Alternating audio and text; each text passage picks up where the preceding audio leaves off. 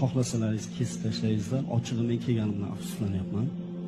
Shuncha vaqtim zoya ketdi. Qiz bola, o'g'il bola deydigan joyim yo'q. Qisqa gapiraman chunki shoshyapman. Payg'ambar alayhisalomning yoniga Jabroil alayhisalom keldilarda 3 ta narsani aytdilar. Ey Muhammad, xohlagan ishingizni qiling. Agar hantalni urg'icha bo'lsa yoki toshni ichida bo'lsa ham yaxshi bo'lsa mukofotini, yomon bo'lsa jazosini olasiz. Ikkinchisi, xohlagan insoningizni yaxshi ko'ring. Baribir bir kun ajralasiz. Xohlaganingizcha yashang, xohlaganday. Fahshga botib yashaysanmi, zinoni targ'ib qilib yashaysanmi, avratingni ko'rsatib yashaysanmi, baribir bir kun o'lasan va Alloh taoloning oldiga borasan. Musulmonmi, musulmon emasmi, tan oladimi, olmaydimi, bu meni gapim emas.